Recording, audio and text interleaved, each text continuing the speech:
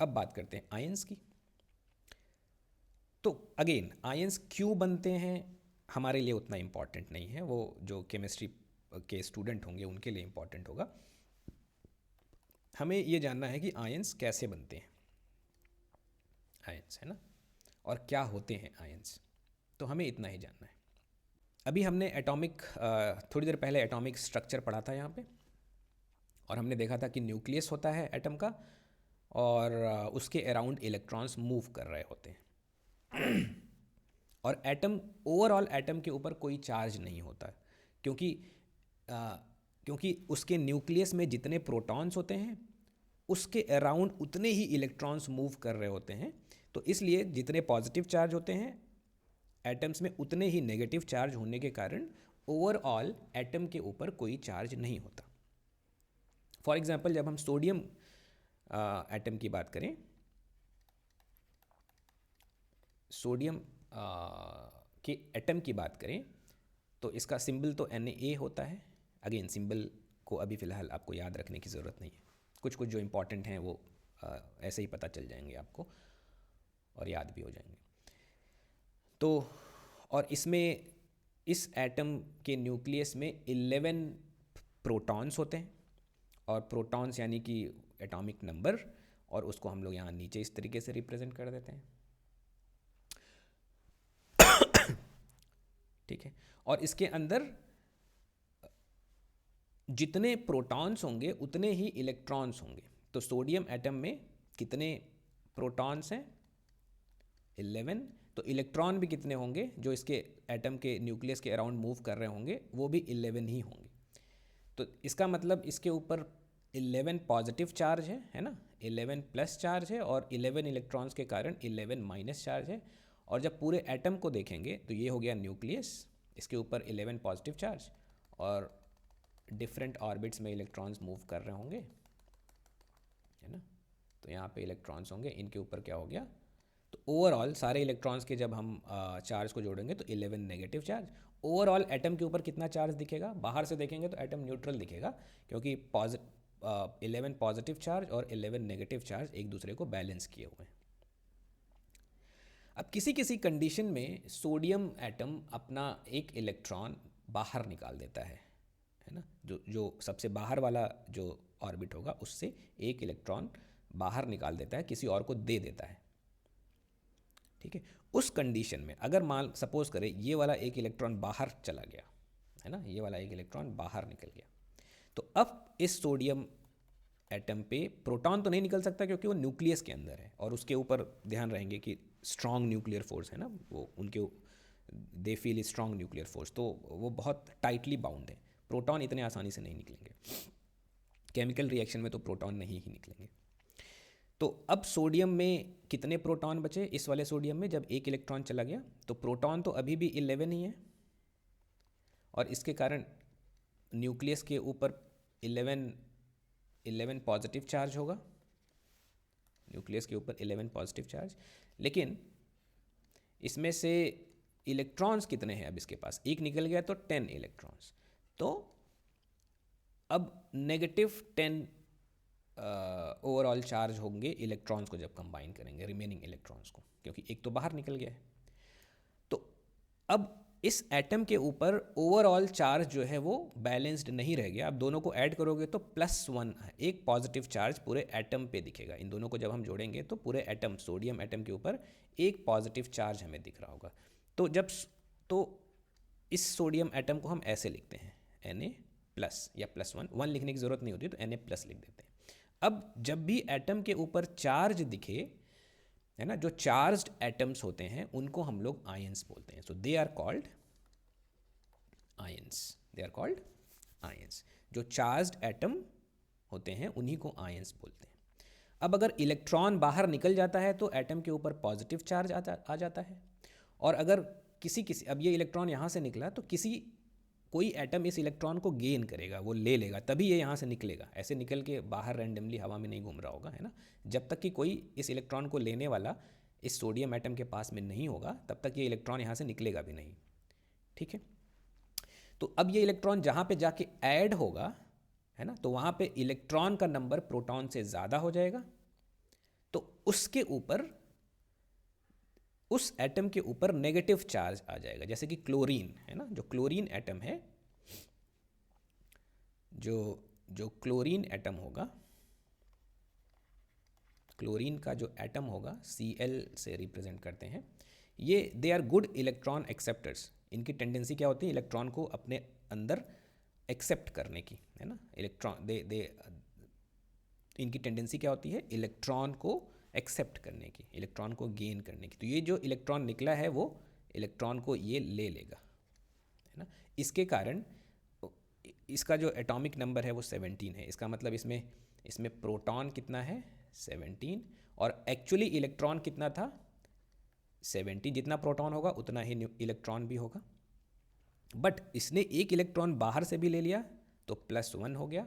तो अब total charge की बात करें तो +17 यहाँ से, और यहाँ पे -18 है ना।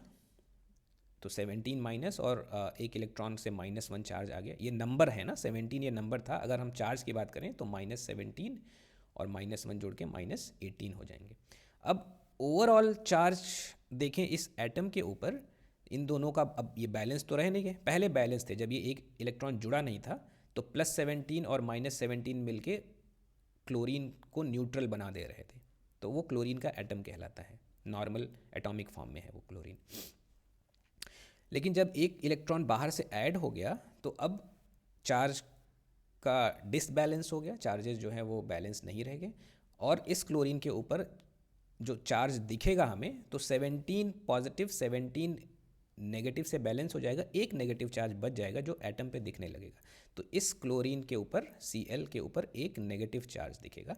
तो ये भी आयन है, इसको भी, because this atom is charge, it has some charge, therefore this is called ion. ये भी एक तरीके का आयन है।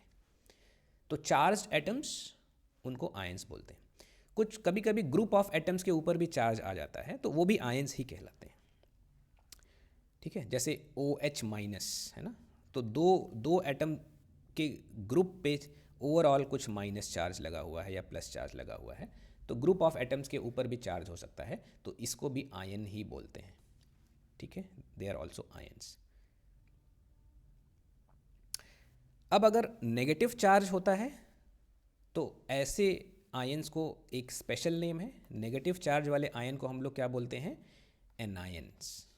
नेगेटिव चार्ज वाले को बोला जाता है एनायंस, और पॉजिटिव चार्ज वाले जो आयंस हैं उनका जो स्पेशल नेम है, दे आर कॉल्ड कैटायंस। उनको क्या बोलते हैं, cations. Anions and cations. Anions क्या होते हैं, ऐसे आयंस जिन पे नेगेटिव चार्ज है, तो ये एक एनायन हो गया, ये भी एक एनायन हो गया। जो नॉन मेटल्स होते हैं मोस्टली दे फॉर्म एनायंस, है ना, उनके ऊपर नेगेटिव चार्ज आता है, वो they are good electron acceptors. जो मेटल्स होते हैं, जैसे सोडियम एक मेटल है, वो they generally form cations because they are good electron donors. ये इलेक्ट्रॉन दे देते हैं अपना दूसरों को। किसको देंगे, नॉन मेटल्स को, ठीक है।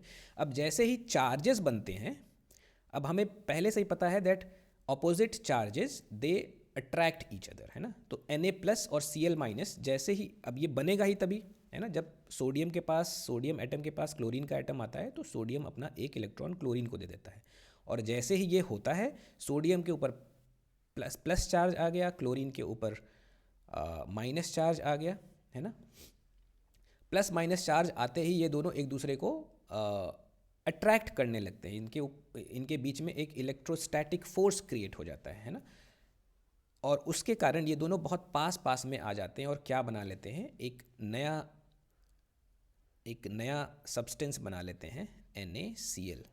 इस प्लस और माइनस चार्ज के कारण they attract each other very strongly and they create a new substance called NaCl, है ना, सोडियम क्लोराइड। यही है हमारा कॉमन सॉल्ट, सोडियम क्लोराइड। ऐसे ही बनता है सोडियम क्लोराइड, ठीक है। और इस तरीके के कंपाउंड को, इस तरीके के सब्सटेंसेस को हम लोग आयनिक सब्सटेंस बोलते हैं या आयनिक कंपाउंड्स बोलते हैं, क्योंकि ये आयन से बने हुए हैं। ये पानी में आसानी से घुल जाते हैं, और पानी में घोलते ही Na+ और Cl- में ये अलग हो जाएंगे, पानी में जाते हैं।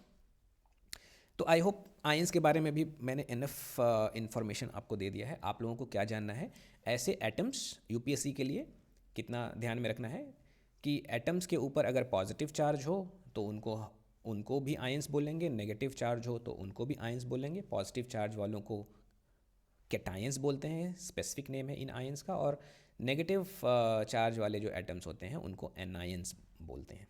ठीक है, और ये चार्जेस बनते कैसे हैं, ये चार्जेस आते क्यों हैं एटम्स के ऊपर?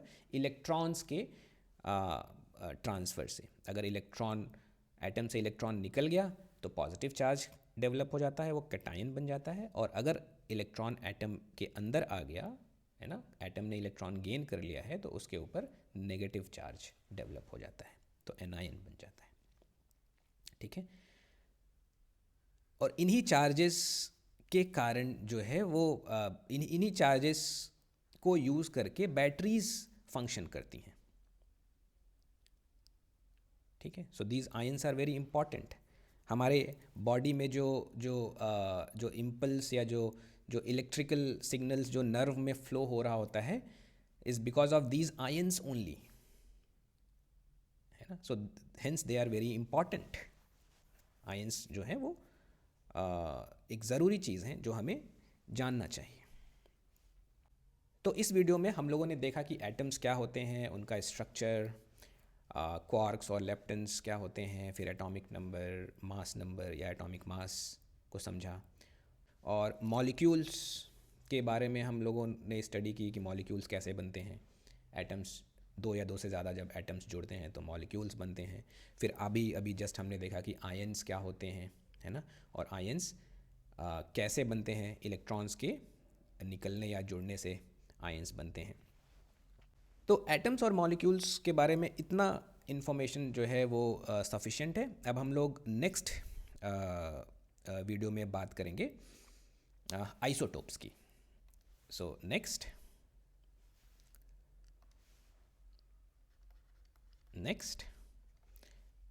we are going to talk about isotopes.